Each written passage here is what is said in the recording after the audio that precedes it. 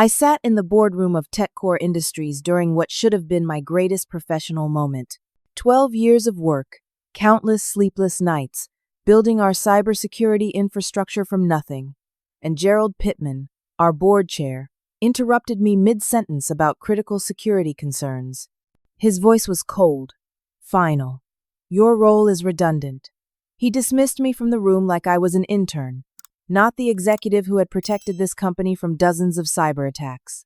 I gathered my laptop, my hands surprisingly steady, and walked toward the door as 20 executives suddenly found their coffee cups fascinating. Behind the closed door, I heard corporate counsel Sarah frantically flipping through the merger agreement binder.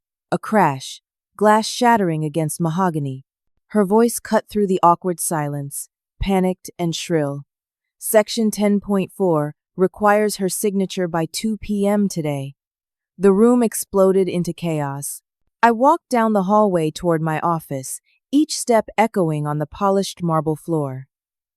My reflection in the glass walls looked composed, professional. But inside I was shaking. Redundant. That single word kept playing in my mind like a broken record. I had given TechCore everything. I built our security systems from scratch when we were just 40 employees in a converted warehouse. I fought off ransomware attacks at 3 a.m. I testified before Congress about data protection standards, and Gerald Pittman just erased it all with 2 words. The boardroom door slammed open behind me. I kept walking, refusing to turn around. Footsteps rushed after me, multiple people, their expensive shoes clicking urgently against the floor. Gerald's voice called out, suddenly friendly, accommodating in a way that made my skin crawl. Delilah. Wait. Please. There has been a misunderstanding. I stopped but did not turn around. A misunderstanding, I repeated flatly. Gerald appeared in front of me, his face flushed, sweat visible on his upper lip despite the aggressive air conditioning. Sarah stood behind him, clutching the merger documents against her chest like a shield. Several board members hovered nearby, watching with the uncomfortable expressions of people witnessing something they would rather pretend was not happening. We need you to sign the merger documents, Gerald said, his tone almost pleading now. Just a formality, quick signature, standard procedure. He was trying to smile, but it looked more like a grimace. I stared at him for a long moment. You just called me redundant in front of the entire board. You dismissed me from the most important meeting of this company's history. And now, you need me to sign something? Sarah shifted her weight nervously. Gerald's jaw tightened.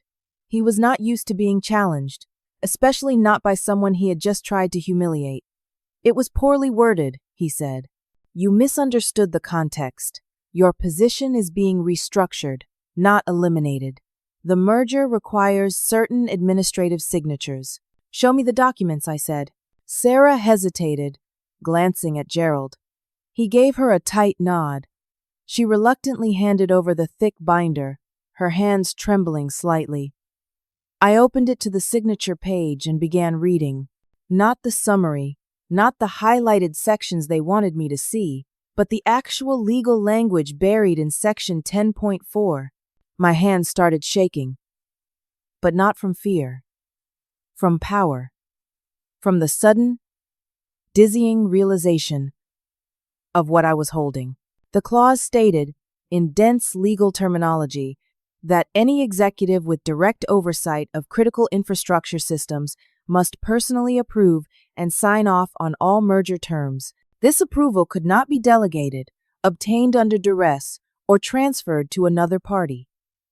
The signature had to be voluntary, witnessed, and completed before the specified deadline. Without this approval, the merger agreement was null and void. I looked up at Gerald. His face had gone pale.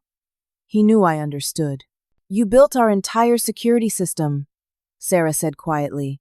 You have absolute authority over critical infrastructure. The acquiring company insisted on this clause. They wanted assurance that key systems would transfer smoothly. What happens if I do not sign?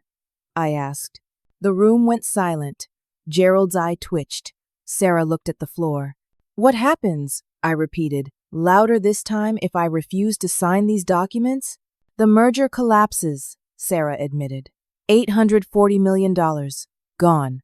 Meridian Corporation specifically requires all critical infrastructure leads to approve the transition. No signature means no deal. I closed the binder slowly, deliberately. I looked at Gerald, at his expensive suit and his practiced boardroom smile that was cracking at the edges. You should have thought about that before you humiliated me. Delilah, be reasonable, Gerald started, but I was already walking away. I need time to review these documents thoroughly. I called over my shoulder. Maybe a week. Maybe 2. The deadline is today at 2 p.m., Gerald shouted after me. That is 3 hours from now. 3 hours, Delilah. I shrugged without turning around. Should have been nicer, Gerald. I reached my office and closed the door. My hands were shaking now, adrenaline flooding my system. I had power. Real power. For the first time in my career, I held all the cards. I could destroy this deal with a simple refusal to sign. I could make Gerald Pittman, who had belittled me and dismissed my concerns for years, actually beg. 10 minutes later, my phone rang. Brandon's name lit up the screen. My husband of 8 years. I smiled and answered, ready to tell him about my unexpected victory. Delilah. His voice sounded wrong. Tight. Controlled in a way that made my stomach drop. Brandon? What is wrong? Gerald Pittman just called me. At work. He told me something about your job. About things happening at TechCore. He said we need to talk. Tonight. About our future. What did he tell you? I asked, panic rising in my throat. Tonight, Brandon repeated. We will talk tonight. Brandon, wait. What did he say to you? The line went dead. I stared at my phone, my moment of triumph evaporating like water on hot pavement. Gerald was already playing dirty. What could he possibly have told my husband that would make Brandon sound like that? Our marriage had been rocky lately, stress from my long hours and his frustration with my job consuming our lives. But we were working on it. We were trying. I tried calling Brandon back. It went straight to voicemail. I texted him. No response. What else would Gerald do in the next 3 hours? I called Brandon 17 times over the next hour. Every call went to voicemail. I sent him texts explaining that whatever Gerald said was a lie, that he was manipulating us, that I needed him to trust me. The messages showed as delivered but not read. At 11:30, Gerald appeared at my office door. He did not knock. He walked in like he owned the place, which technically he did as board chair. Martin Hayes, our chief financial officer, followed behind him, his eyes fixed on the carpet like he was afraid to make eye contact. We need to discuss something, Gerald said, settling into the chair across from my desk without invitation.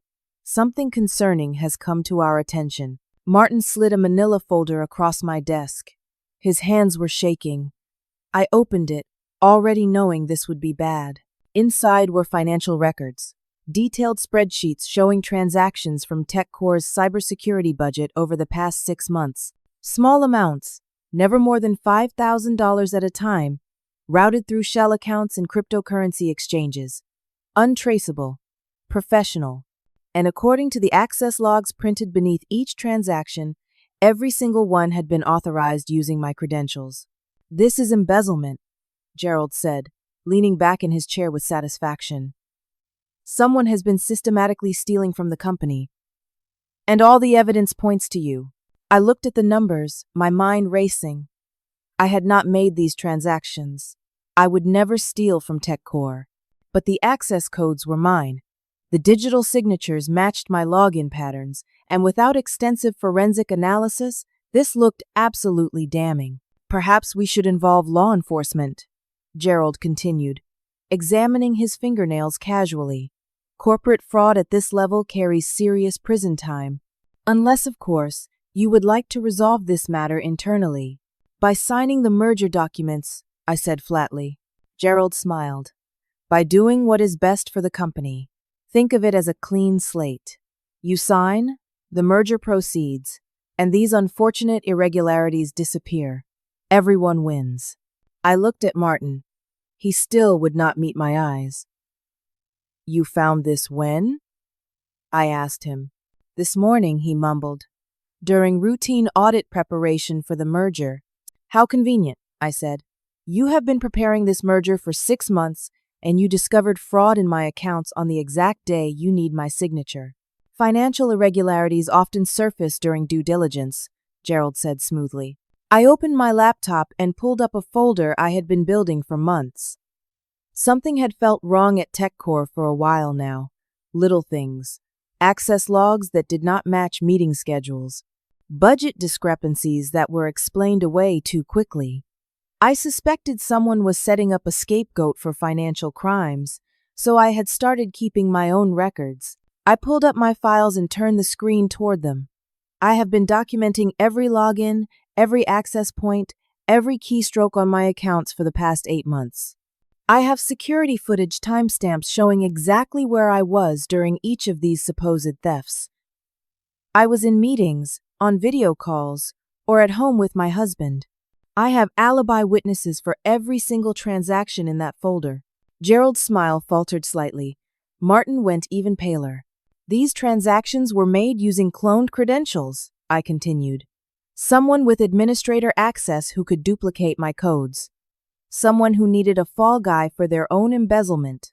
Someone like a CFO with gambling debts. Martin's head snapped up, eyes wide with terror. I had been tracking the irregularities for months, but I had not known who was behind them until this moment. Martin's reaction told me everything. He was the embezzler. And Gerald had discovered it and was using it to control him. Martin, I said quietly, tell me the truth. Tell me what Gerald has on you. Tell me what is really happening here. Martin looked at Gerald, then at me, then back at Gerald.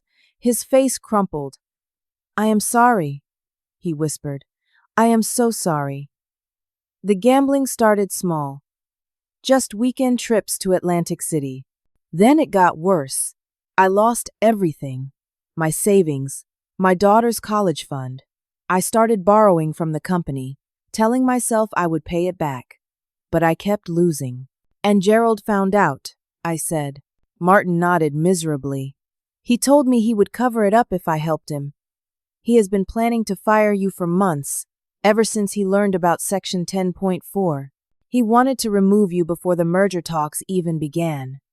But Meridian Corporation insisted on the clause.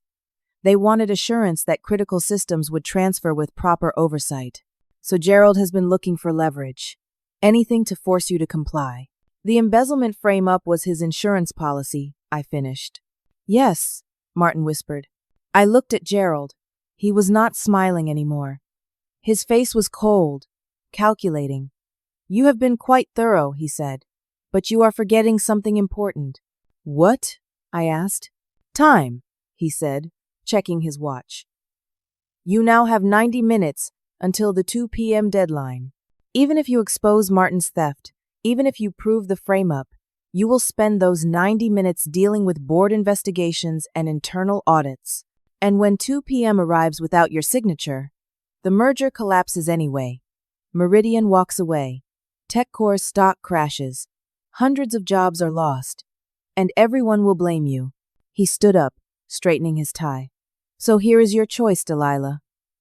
Sign the documents now and salvage your career and reputation. Or refuse and watch everything burn, including your marriage. My marriage? I repeated. Martin suddenly looked sick. Delilah, there is more, something worse.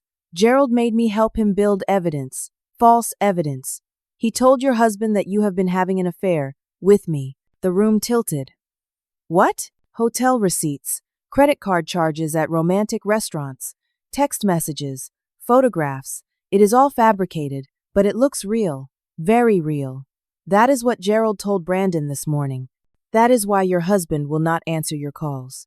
I could not breathe. Gerald had not just attacked my career. He had attacked my marriage, my life, everything. And there is more, Martin continued, his voice breaking. The merger is not what it seems. Gerald and Raymond Cross, Meridian's CEO, have a private side deal. After the merger completes, they are going to liquidate TechCore's assets, eliminate most of the jobs, pocket hundreds of millions. The company you built will be destroyed. I stared at both of them. Gerald looked satisfied. Martin looked destroyed by guilt. I checked my phone again. Still no response from Brandon. 90 minutes until the deadline. My career, my reputation, my marriage. Gerald was systematically destroying everything, and I had no idea how to stop him. I left TechCore immediately, driving home through midday traffic that felt like molasses. Every red light was torture. Every slow driver was a personal affront. I needed to reach Brandon. I needed to show him the truth before Gerald's lies took root and became impossible to uproot. I pulled into our driveway 20 minutes later. Brandon's truck was there, parked in its usual spot. But there was another vehicle, too. A sleek black sedan with tinted windows. My stomach twisted. I unlocked the front door with shaking hands. The house was silent except for voices coming from the kitchen. I walked down the hallway, my footsteps loud on the hardwood floor. Brandon sat at our kitchen table. He looked tired, older than his 36 years. Dark circles under his eyes. His jaw set in that way he got when he was holding back emotion. 2 other people sat with him. A woman in an expensive charcoal suit, her hair pulled back in a severe bun, and a man in casual clothes who radiated the unmistakable energy of someone who made a living digging up secrets. The woman stood when I entered. "Patricia Holder," she said, extending her hand. "I represent Meridian Corporation's legal team. This is Jack Crowley, a private investigator we retain for sensitive matters." I did not shake her hand. I looked at Brandon. He would not look at me. "Your husband has been very patient," Patricia continued smoothly, "listening to some difficult information you should probably address." Jack slid a folder across the table toward me. Same manila color as the one Martin had shown me. I was starting to hate that color. I opened it, already knowing what I would find but hoping somehow I was wrong. Photographs. Me and Martin at hotels I had never visited. The images were expertly doctored.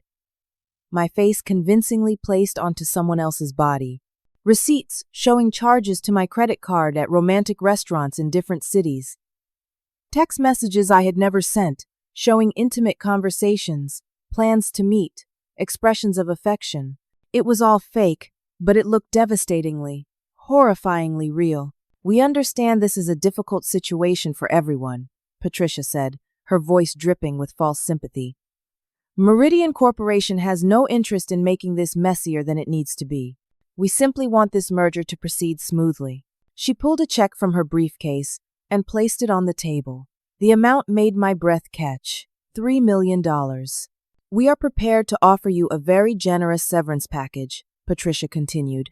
$3 million, immediate vesting of all stock options, and a glowing letter of recommendation. All you have to do is sign the merger documents.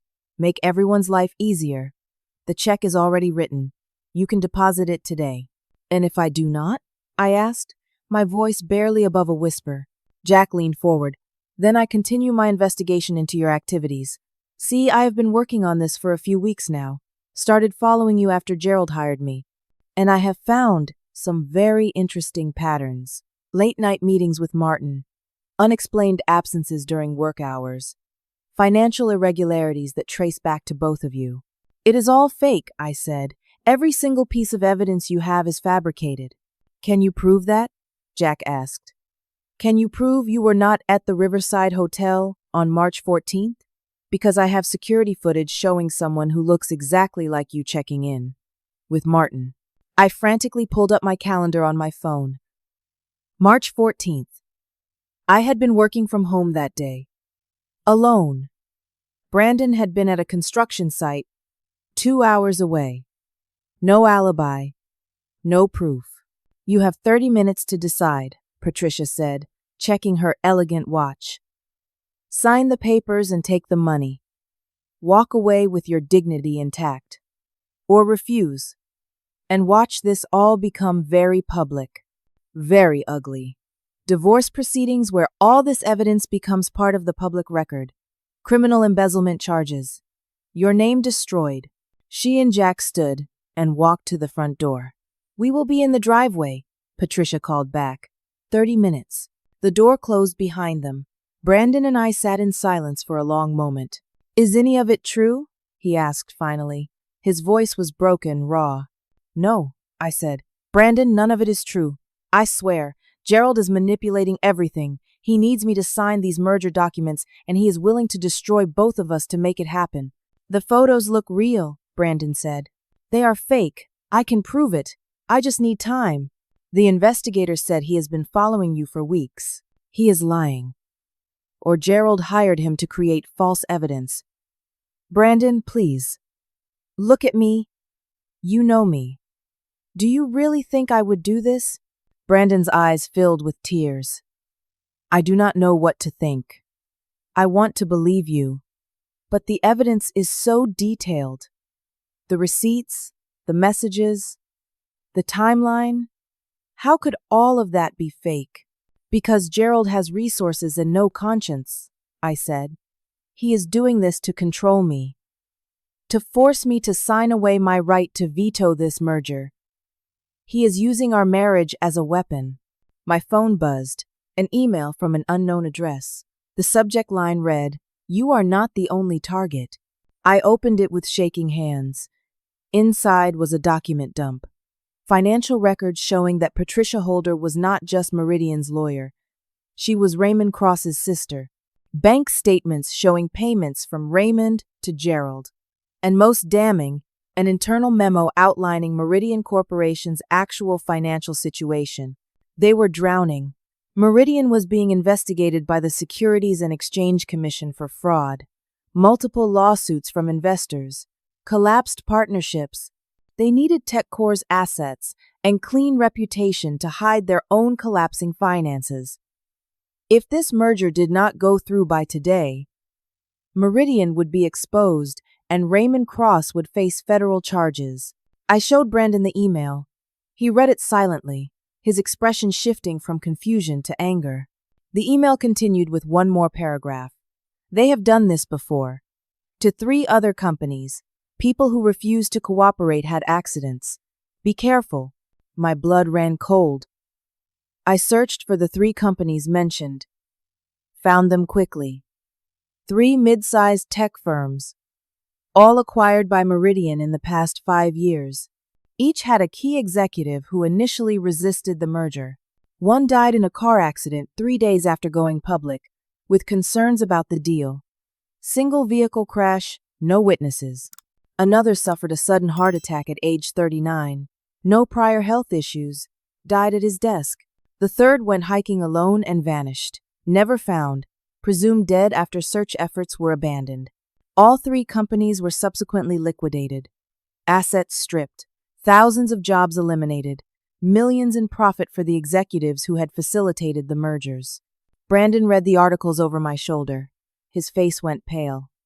This is real, he said. This is actually happening. We need to call the police, I said. The FBI. Someone. I pulled up the SEC enforcement hotline and dialed. A receptionist transferred me to an agent. I explained quickly about the merger, the fraud, the threats. The agent asked me to hold. 5 minutes passed. When he came back on the line, something in his tone had changed.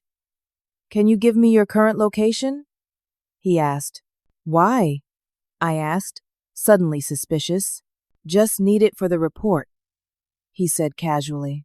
I gave him a false address 3 blocks away and hung up. 2 minutes later, 3 black SUVs pulled up to our house. Men in dark suits climbed out, moving with purpose and coordination. They were not police. They were not FBI. They were private security. Corporate enforcers. Brandon grabbed my hand. We ran. Out the back door, through the yard, jumping the wooden fence into our neighbor's property. I heard shouting behind us, footsteps pounding after us. We reached the neighbor's house, a small ranch owned by an elderly widow who spent winters in Florida. I had her spare key from Pet sitting her cats. We let ourselves in and locked the door. Through the window, I watched the men search our house. One of them was on the phone, looking frustrated. They knew we had run, but they did not know where. My phone buzzed. A text from Gerald. You have 20 minutes. Sign or face the consequences. We know where you are. Brandon's phone rang. He looked at the screen and his face went white. It is Aaron, he said. My brother. Aaron was a detective with the city police department.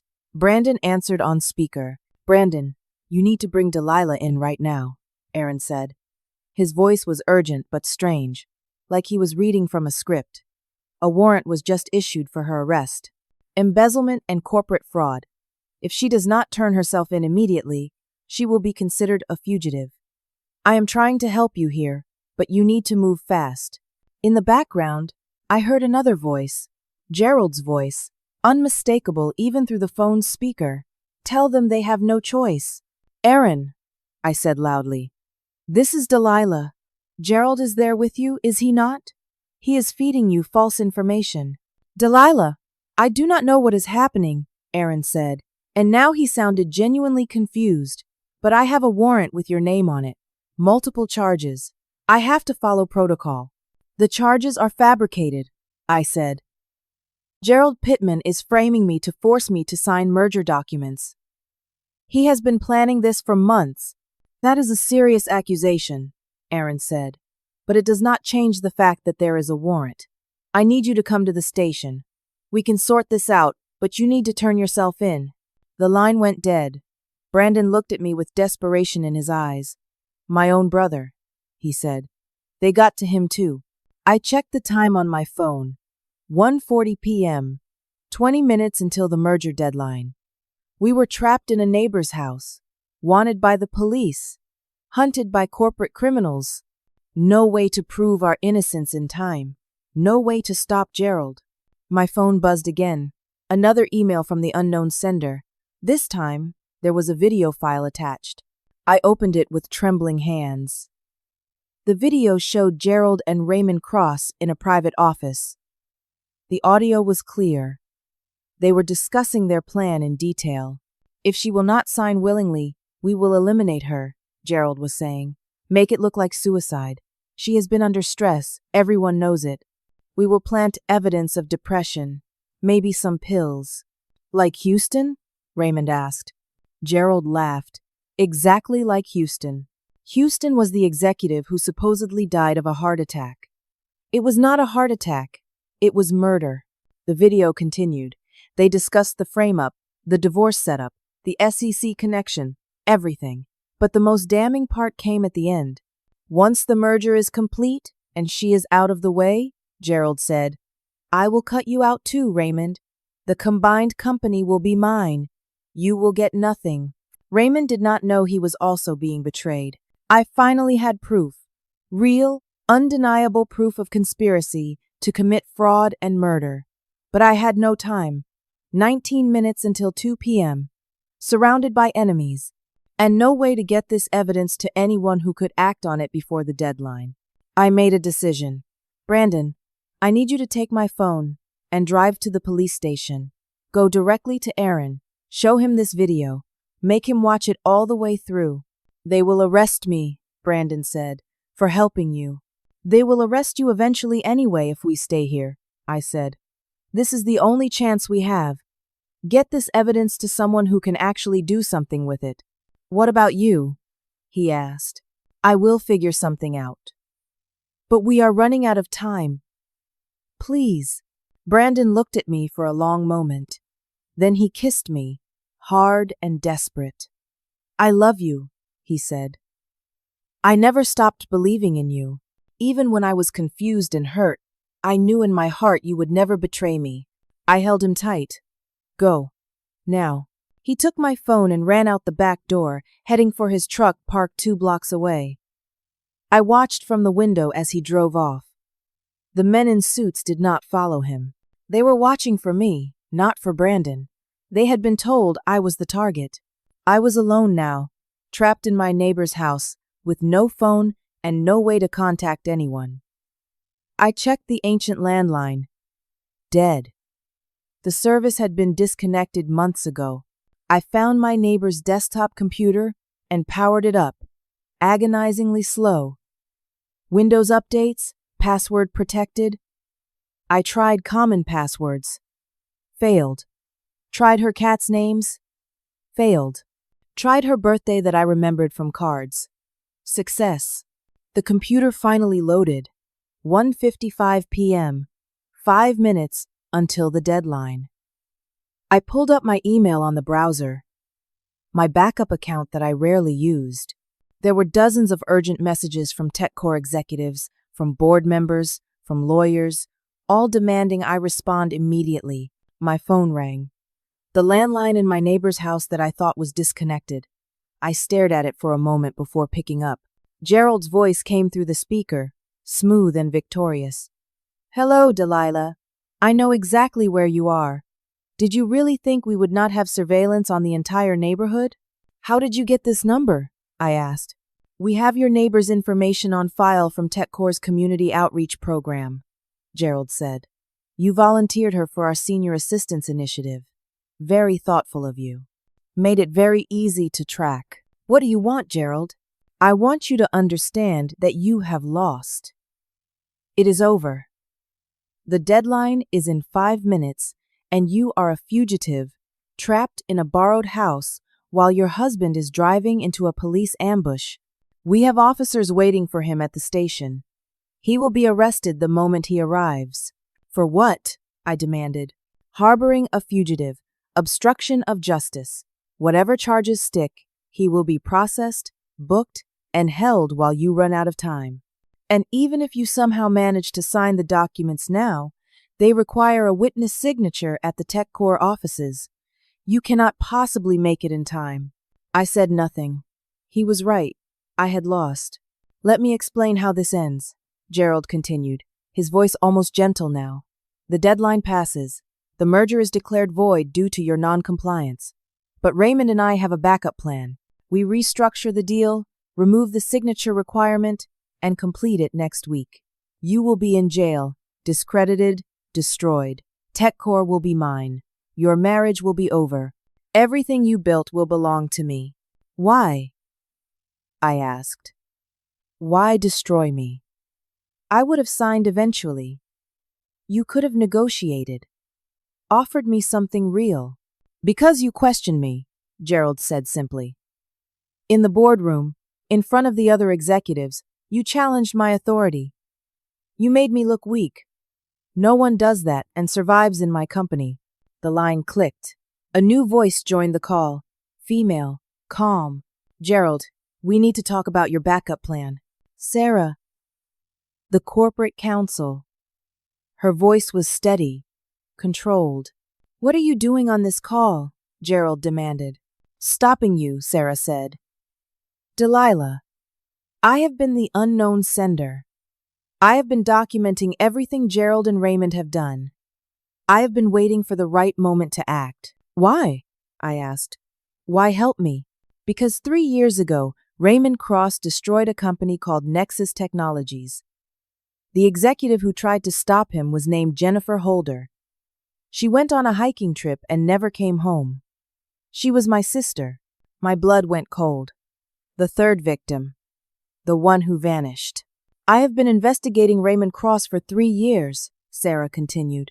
"When I learned he was partnering with Gerald to acquire TechCore, I applied for the corporate counsel position specifically to stop them. I have been collecting evidence for 8 months. The video, the financial records, everything." "Then why did you not act sooner?" I asked. "Because I needed them to actually attempt the crime. Conspiracy is harder to prove than action. I needed them together, on record, trying to complete their illegal merger. I needed witnesses, documentation, everything airtight."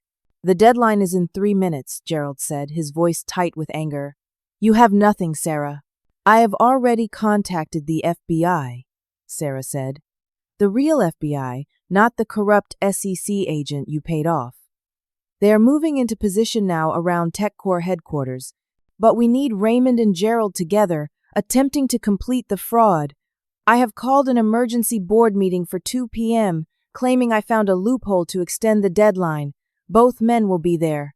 There is no loophole, Gerald said. I know, Sarah replied, but you do not. And by the time you realize it, the FBI will have everything they need. Delilah, Sarah continued, I need you to come to TechCore, right now. Walk into that boardroom and confront them publicly. I will be recording everything. We need them to confess, to threaten you, to reveal their plan. Can you do that? I will be arrested the moment I step outside, I said. There are men watching this house. Police looking for me. I have already taken care of that, Sarah said. The FBI agents are coordinating with local police. They know you are a victim, not a criminal. But you need to trust me and move now. I looked at the clock. 1:58 p.m. 2 minutes. What about Brandon? I asked. He is safe, Sarah said. I contacted him 10 minutes ago. He is not going to the police station. He is coming to TechCore with the FBI agents. You will see him there. I stood up, my legs shaky. This was insane. Walking into TechCore right now was suicide. But staying here meant Gerald won. Meant Raymond walked free. Meant my sister-in-law's death went unavenged. I am coming, I said. No, Gerald shouted.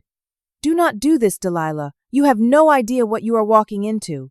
I hung up, walked to the front door, took a breath, opened it.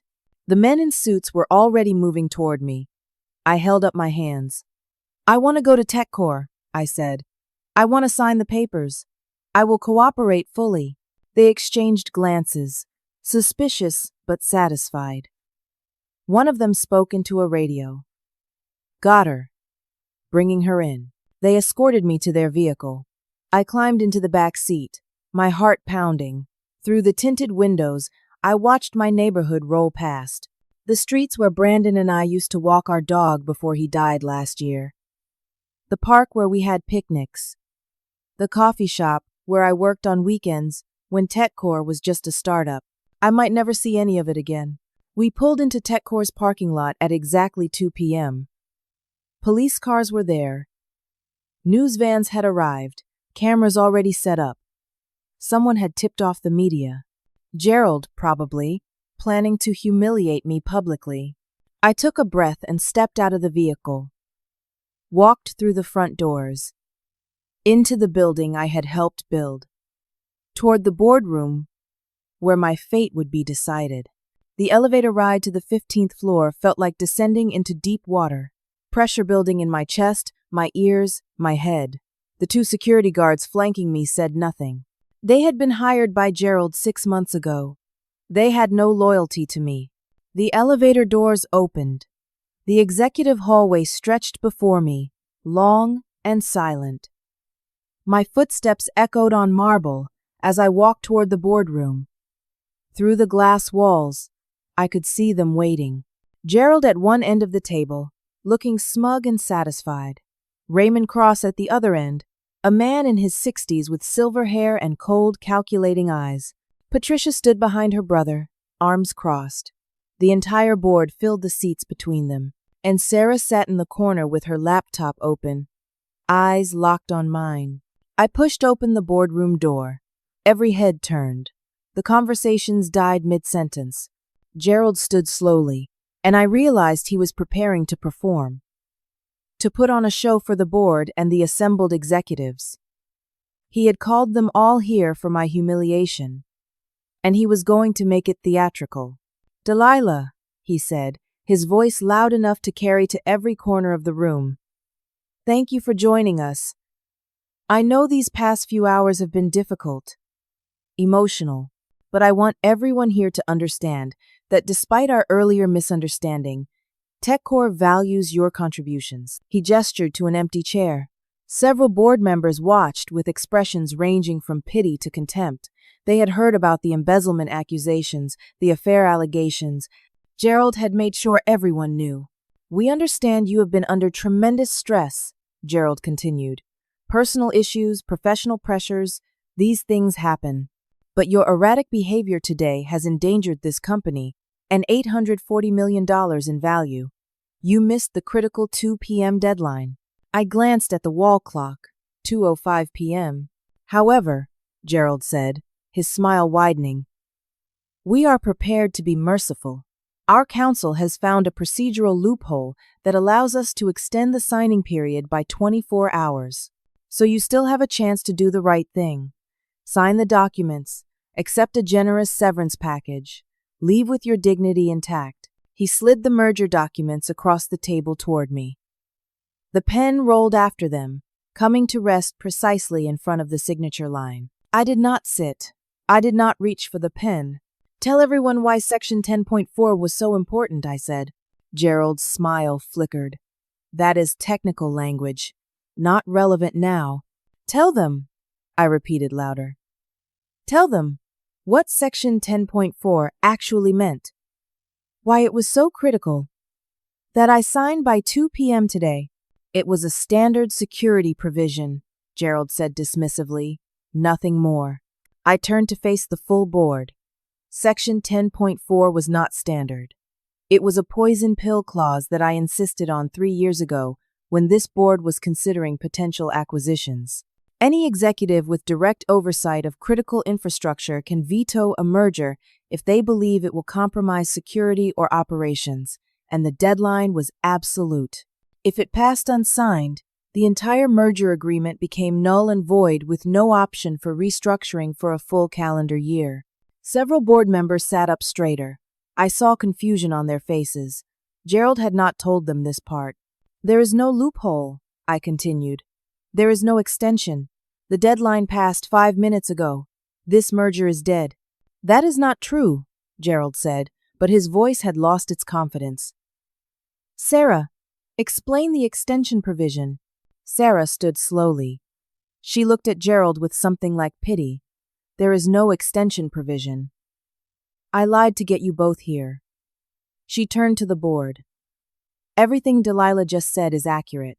The merger is void, and there is more you need to know. Sarah, Gerald warned, his face going red. You are overstepping. I am the corporate counsel for this company, Sarah said. My job is to protect TechCore's interests, and that means exposing what Gerald and Raymond have been planning. She projected a document onto the boardroom screen. Financial records showing payments from Raymond to Gerald, secret accounts, shell companies, millions of dollars changing hands. Gerald Pittman has been taking bribes from Raymond Cross for 8 months, Sarah announced. They have a private side deal. After this merger completed, they plan to liquidate TechCore's assets, eliminate 70% of our workforce, and pocket the proceeds. This was never about growing the company. It was about destroying it for profit. Lies, Gerald shouted. She is making this up. She is working with Delilah to sabotage this deal because she is bitter about being passed over for promotion. Sarah projected another file. Email chains between Gerald and Raymond discussing their plans in explicit detail. Timelines for asset liquidation. Lists of which divisions to eliminate first. Calculations of their expected profit. The board erupted. Executives shouting questions. Gerald yelling denials. Raymond Cross sitting perfectly still, his face expressionless, already calculating his legal defense. There is more, Sarah said, raising her voice over the chaos. She pressed play on a video file. Gerald and Raymond's voices filled the room. If she will not sign willingly, we will eliminate her. Make it look like suicide. The room went silent. Everyone stared at the screen as the video played. Gerald and Raymond discussing murder. Discussing their previous victims. Discussing their plans to betray each other after Delilah was eliminated. When the video ended, no one moved. That video is fabricated, Gerald said, but his voice shook. Deep fake technology. Anyone can make that now. The metadata shows it was recorded 3 weeks ago in Raymond's private office, Sarah said. The FBI already has the original files. They are waiting downstairs right now. As if on cue, the boardroom doors opened. FBI agents in tactical gear entered, weapons drawn but pointed at the floor. Behind them came more agents in suits, flashing badges. Gerald Pittman, the lead agent said. Raymond Cross. You are both under arrest for conspiracy to commit fraud, conspiracy to commit murder, and multiple counts of securities violations. This is illegal, Gerald shouted as agents grabbed his arms. This is entrapment. You set this up. We have been investigating you for 6 weeks, the agent said calmly. Everything we have is admissible and obtained through proper legal channels. They handcuffed Gerald and led him toward the door. He looked at me as he passed, his face twisted with rage. You have made a terrible mistake, he hissed. I have lawyers. I will be out by tonight. And when I am, you will regret this. Raymond Cross said nothing as they cuffed him. But as agents led him past me, he smiled. A cold, knowing smile that made my blood freeze. You think you have won, he said quietly, just loud enough for me to hear. You have no idea who you are dealing with. I have connections you cannot imagine. Judges, prosecutors, politicians. I will be out on bail within hours. And while the case drags through appeals for years, I have people. People who will find you. Find your husband. Make you both disappear just like my other problems. The agents tried to move him along, but Raymond kept talking, his voice casual, conversational. How old is your husband? 36? 37? Accidents happen all the time. Car crashes. Home invasions. Such a tragedy. That is enough, the lead agent said, pulling Raymond toward the door. But Raymond's words hung in the air like smoke. The threat was clear. Even from prison. Even facing charges. Raymond Cross could reach me. Could hurt me. Could destroy everything I loved. The boardroom door opened again. Another woman entered. Older. With silver hair and a federal prosecutor's badge clipped to her belt. She surveyed the room with sharp, intelligent eyes. District Attorney Margaret Whitmore, she announced.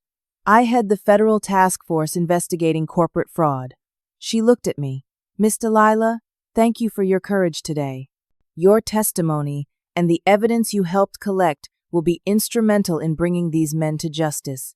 She pulled me aside, away from the board members who were now engaged in heated discussions about emergency succession planning. Her expression was grim. I need to be honest with you, Margaret said quietly. Raymond Cross was not bluffing. He does have powerful connections. There will be attempts to dismiss charges, suppress evidence, intimidate witnesses, and there have already been threats made against your life. What are you saying? I asked. The investigation and trial could take 2 to 3 years. Multiple jurisdictions, complex financial crimes. During that time, you will be our key witness, which means you will need federal protection. Witness protection? I repeated. Your identity, your location, everything would need to change. You would need to leave this life behind, possibly permanently. My stomach dropped. What about my husband? He could come with you, but he would have to make the same sacrifices. New identity, new location, no contact with family or friends. For how long? However long it takes. 2 years minimum, maybe longer if appeals drag out. I looked around the boardroom. At TechCore, the company I had built from nothing. At the executives and board members who were now debating the company's future without me. My career was over here. Even if I was vindicated, even if Gerald was convicted, I would always be the executive at the center of the scandal. The woman who brought down an $840 million merger.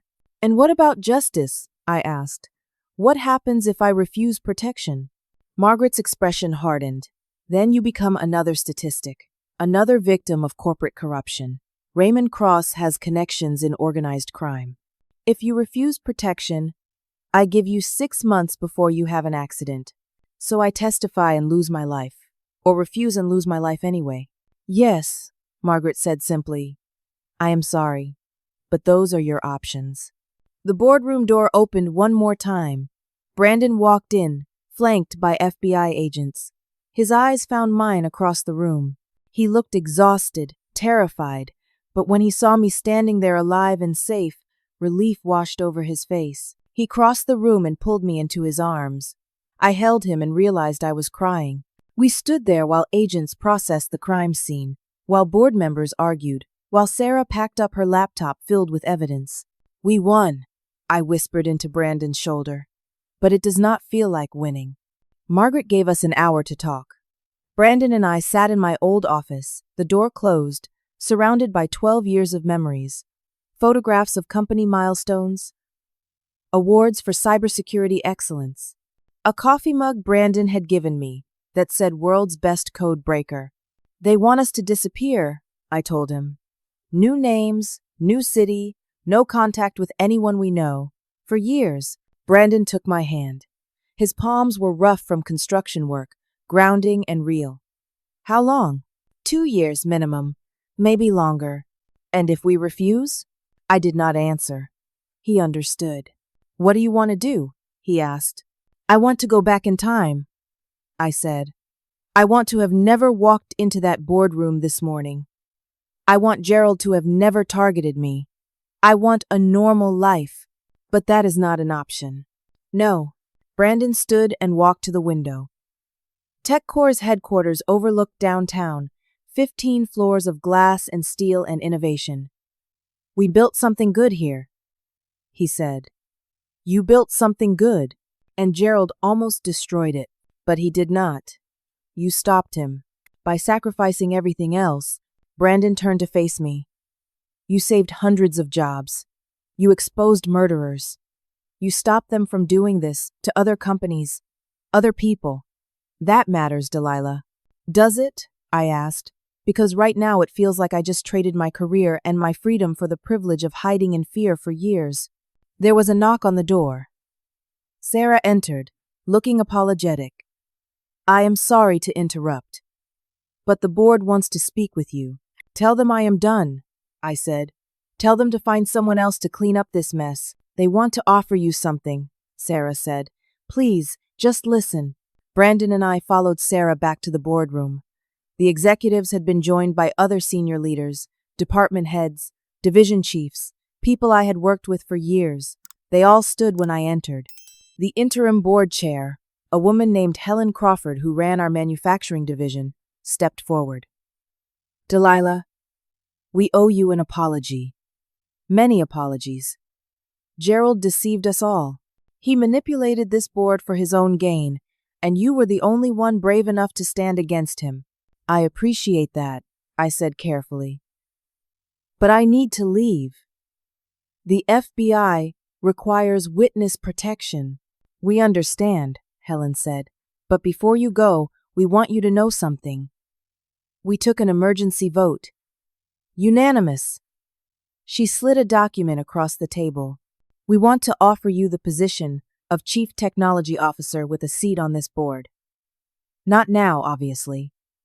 But when this is over, when the trials are complete, and you are safe, TechCore will be waiting for you. I stared at the document. It was a contract. Salary, stock options, benefits, everything I could have wanted 3 months ago. Now it felt like a relic from another lifetime. You do not have to decide now, Helen continued. But we want you to know that you have a home here. Always. Sarah stepped forward. And I have something else. She handed me a flash drive.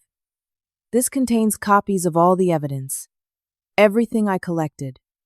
The FBI has the originals, but you should have backups. Just in case. She lowered her voice. I do not trust the system completely. Too many powerful people want this to go away quietly. I took the flash drive. Thank you. For everything. Sarah nodded. My sister would have liked you. She was stubborn too. She refused to back down even when Raymond threatened her family. I was not able to save her, but maybe I saved you. The door burst open. FBI agents entered quickly, urgently. We need to move now, the lead agent said. We have intelligence that Raymond Cross's associates are mobilizing. His bail hearing is in 2 hours, and his lawyers are confident they will get him released. We need you in protective custody before that happens. Brandon grabbed my hand.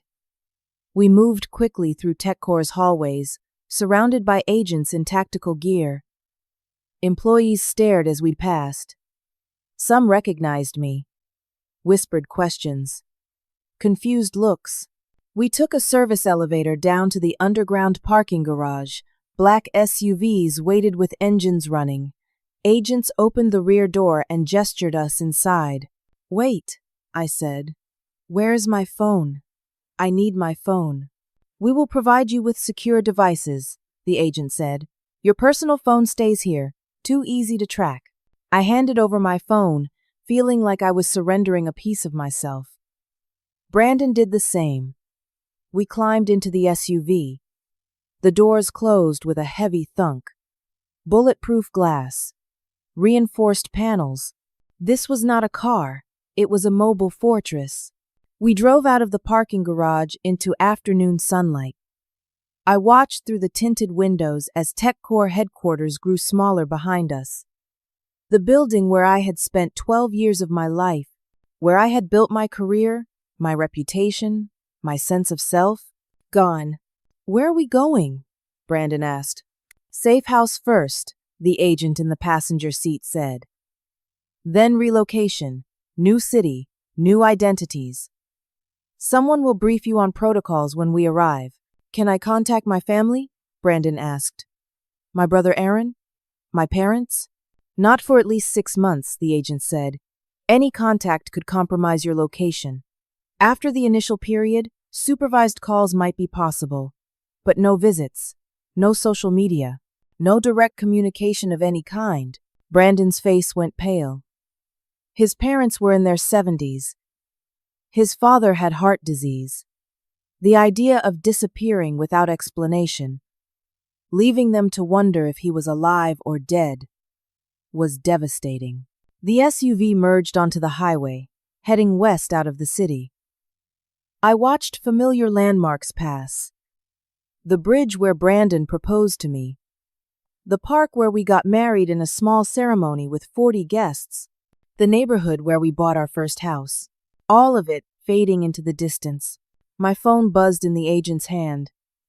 He glanced at it. It is the district attorney. She says Raymond Cross made bail. $2 million. He walked out of custody 20 minutes ago. Already? I said. They arrested him an hour ago. His lawyers are very good, the agent said grimly. And apparently the judge was sympathetic. Minimal flight risk, strong ties to the community, all that. He is out pending trial, but he threatened me. You heard him threaten me. Alleged threats made during a stressful arrest, the agent said. His lawyers convinced the judge it was emotional distress, not actionable intent. So he is just free? Brandon demanded. Free to come after us? That is why you are in protective custody, the agent said. He will not find you. But the words rang hollow. Raymond Cross had found other people who tried to hide from him. Jennifer, Sarah's sister, had been in protective custody when she vanished on that hiking trip. The supposedly secure location had not been secure at all. I looked at Brandon. He was staring out the window, his jaw clenched, fear and anger warring on his face. We had been married 8 years, built a life together, and now we were running, hiding, leaving everything behind. We won, I had told him earlier, but this did not feel like victory. It felt like exile. The SUV exited the highway onto rural roads. Trees closed in on both sides. The city disappeared completely behind us. We drove for another hour into increasingly remote territory. Finally, we turned onto a gravel driveway leading to a small farmhouse surrounded by empty fields. This is the safe house, the agent said as we pulled up. You will stay here until we finalize your relocation. Could be a few days, could be a few weeks. Brandon and I climbed out. The farmhouse was old but well maintained. White paint, blue shutters, a porch with rocking chairs. It looked peaceful. It looked like a trap. Inside, 2 other agents were waiting. They handed us folders with our new identities. Brandon Parker would become James Morrison. I would become Claire Henderson. We had complete background files, social security numbers, employment histories, entire fictional lives created by government bureaucrats. Memorize these, one agent said. From this moment forward, these are your real names. Practice introducing yourselves. Practice your backstories. You need to become these people completely. I opened my folder. Claire Henderson. Born in Ohio. Degree in computer science from a state university. 5 years working in IT consulting. No criminal record. No family. Alone. That last part was accurate at least. The agents left us in a bedroom on the second floor. It was sparse. Bed, dresser, one window overlooking empty fields. Brandon sat on the edge of the bed and put his head in his hands. I do not know if I can do this, he said quietly. Disappear. Become someone else. Never talk to my family again.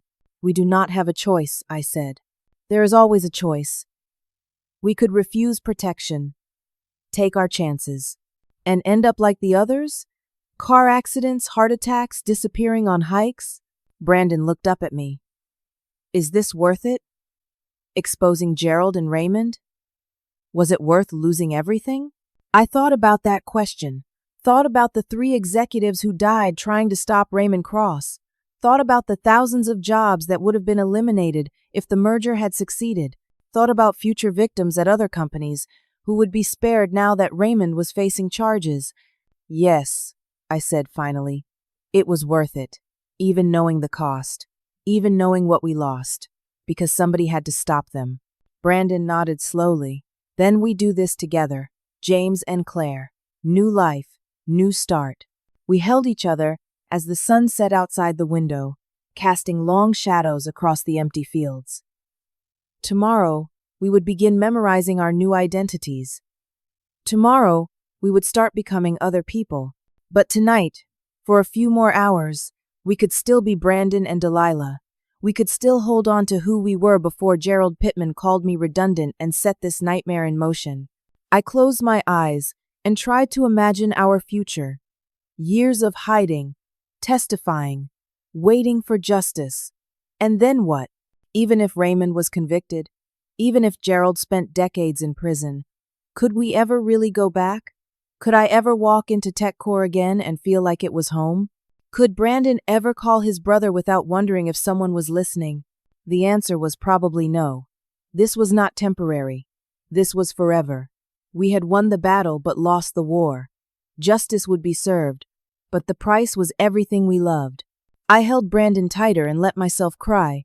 For the life we lost, for the future we would never have, for the woman I used to be before I learned that doing the right thing meant sacrificing everything else. 3 months later, Claire Henderson stood in a small apartment in Colorado, staring out the window at mountains she did not recognize.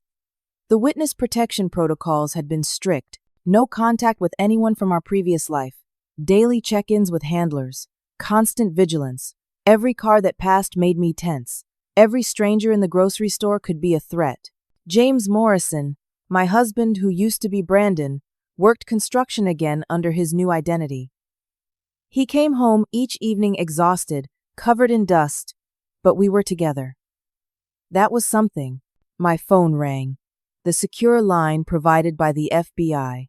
District Attorney Margaret Whitmore's voice came through clear and energized. Delilah, it is over. Raymond Cross's legal team collapsed. His powerful connections turned on him when the evidence became public. Everyone is running for cover. Prosecutors from 6 states have filed charges. Wire fraud, conspiracy, securities violations, attempted murder. The case is airtight. What about Gerald? I asked. Pleaded guilty this morning. 30 years in federal prison. He is cooperating fully, giving up everyone involved in exchange for a reduced sentence. Patricia Holder, the corrupt SEC agent, a dozen others. They are all facing indictment. And Raymond? Goes to trial next month. His lawyers are advising him to take a plea deal. 45 years in federal prison. He is 62 years old. He will die in custody. I sat down heavily. It is really over? The criminal case, yes. There will be civil suits, appeals, procedural motions. But the major threat is neutralized. You can come home. Home. The word felt foreign. What home? Our house had been sold. My job at TechCore was gone. Brandon's family thought we had abandoned them without explanation. What home could we possibly return to? I need to talk to my husband, I said. Take your time, Margaret said. But Delilah, you did this. You stopped them. 3 years of investigation, and you are the one who finally brought them down. You should be proud. After I hung up, I sat in the small Colorado apartment and tried to feel proud, tried to feel victorious. Mostly I felt tired. James came home an hour later. I told him everything. He sat quietly, processing. Then can we go back? He asked. Can I see my family? Margaret says yes. The protection protocols are lifted. We can resume our real identities. Brandon stood and walked to the window, stared at the mountains. What do you want to do? I do not know, I admitted. Everything we had is gone. Our house, our jobs, our routines. Who are we if we go back? The people who destroyed an $840 million merger? The whistleblowers who exposed corporate fraud? Those stories will follow us forever. Maybe that is not such a bad thing, Brandon said. Maybe we can use it, build something new from it. What do you mean? Remember what Sarah said about creating a foundation, about helping other whistleblowers? I had forgotten. Sarah had mentioned it in passing during one of our last conversations. We could do that, Brandon continued. Use our experience. Help people who are facing what you faced. Provide legal support, protection services, advocacy. Make sure that what happened to us happens to fewer people in the future. I thought about that. Thought about turning our nightmare into something productive, something meaningful. It would not erase what we lost, but it might give it purpose. We flew back east a week later. The handlers drove us to the airport, gave us our real IDs back, shook our hands. You are heroes, one of them said. Remember that. The flight felt surreal. We were Brandon and Delilah again. Our real names, our real lives, or what remained of them. Brandon's brother Aaron met us at the airport. He hugged Brandon so hard I thought bones might crack. He had tears streaming down his face. Mom and Dad thought you were dead, he said. We all thought you had run away or been killed. When the FBI finally contacted us last week, I did not believe them. I am sorry, Brandon said. I could not tell you. We could not risk it. Aaron turned to me. And you? You stopped those bastards. Gerald, Raymond, all of them. The news has been covering the trial preparations non-stop. You are famous. Infamous, I corrected. No, Aaron said firmly. You are a hero. Everyone knows that. I was not sure about that, but I appreciated his faith. TechCore's board contacted me the next day. Helen Crawford called personally. Delilah, we meant what we said. The CTO position is yours. Chief Technology Officer with a board seat. We have restructured completely. New leadership, new ethics protocols, new oversight. We want you to help build the company into what it always should have been. I considered it. Considered walking back into that building, sitting in that boardroom, taking my place at the table. Part of me wanted it desperately, wanted to reclaim what Gerald had tried to take from me. But another part of me had moved beyond TechCore, had seen how corporate power could corrupt even good people, had watched executives prioritize profits over ethics, growth over humanity. I am honored, I told Helen. But I need to do something different.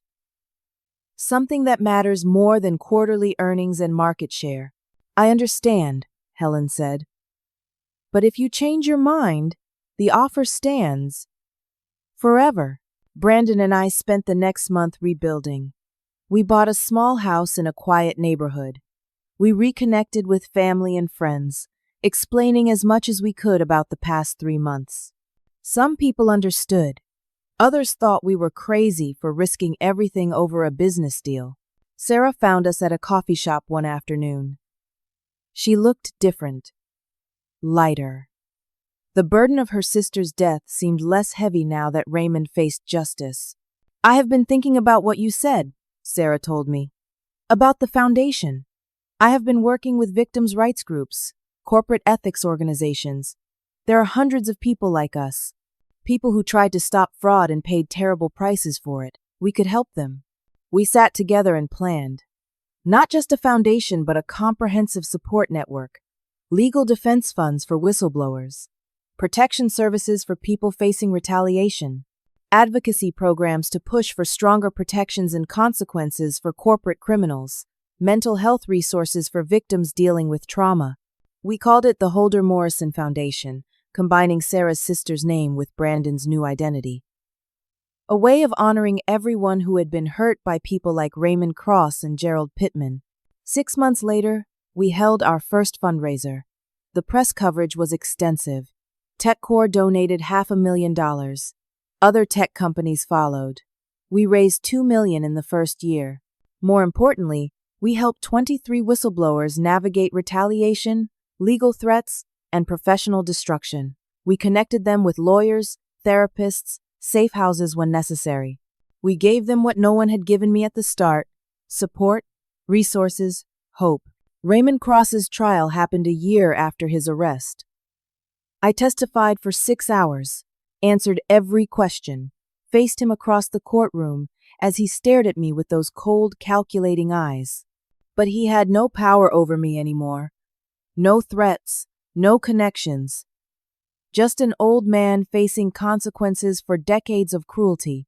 The jury deliberated for 47 minutes. Guilty on all counts. 45 years in federal prison. As they led him away in handcuffs, he did not look at me. His power was broken completely. Gerald was already serving his sentence. I received a letter from him 6 months into his term.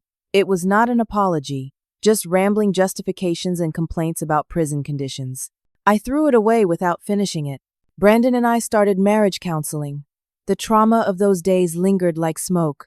Some nights I woke up from nightmares, convinced men in black SUVs were surrounding our house. Some days Brandon stared into space, reliving the moment he was arrested for trying to help me. But we talked through it, worked through it. Slowly rebuilt the trust and intimacy that Gerald had nearly destroyed. The foundation grew. We hired staff, opened offices, started lobbying Congress for stronger whistleblower protections. Sarah became the director, channeling her grief into purpose. Brandon managed operations. I handled strategic planning and public advocacy.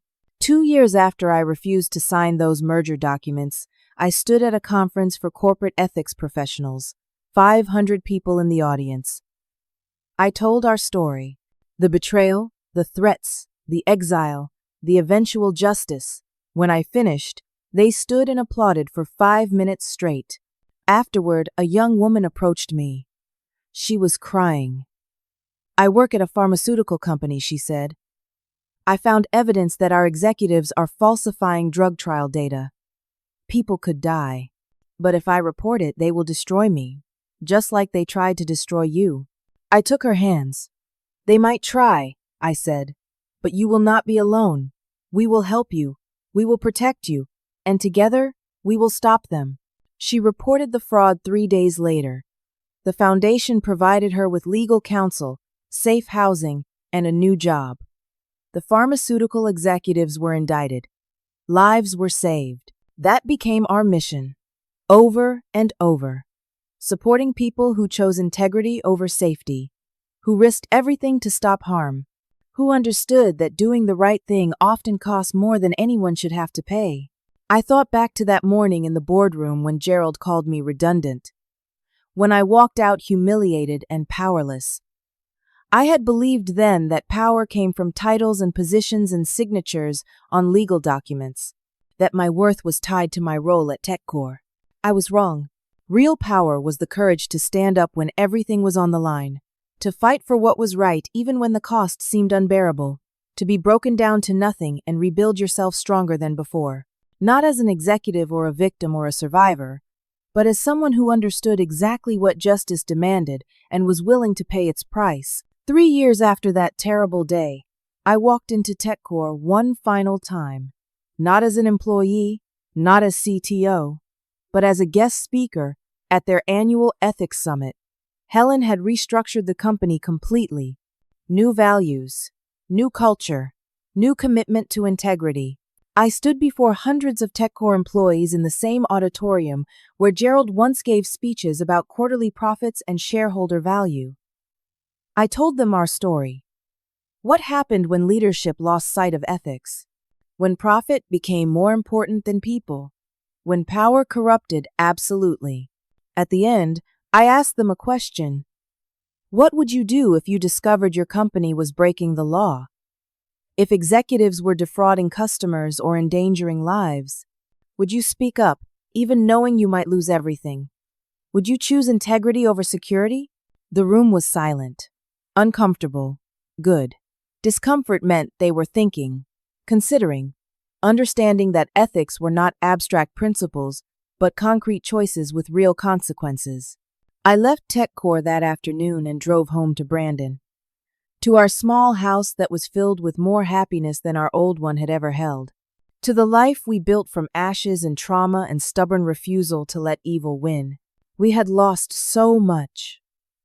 Our careers, our savings, years of peace and security. We had been betrayed, threatened, hunted. We had suffered in ways I would not wish on anyone, but we had also won. Raymond Cross and Gerald Pittman faced justice. Hundreds of jobs were saved. Future victims were spared.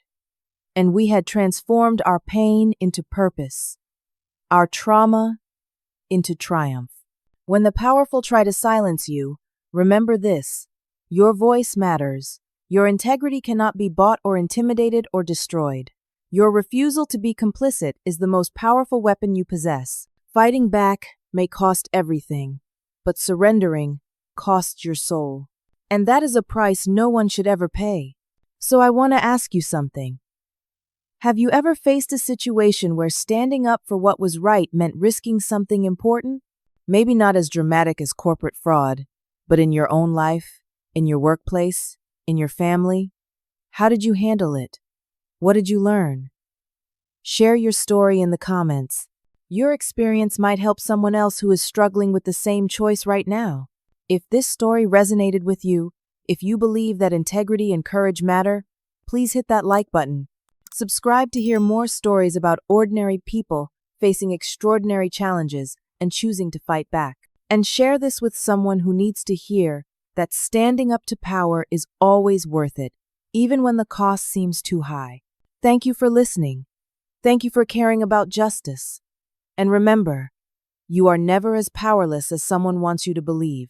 Your voice, your choices, your refusal to accept wrongdoing, these are more powerful than any boardroom authority or corporate title. Stay strong, stay honest, and never let anyone tell you that your integrity is redundant.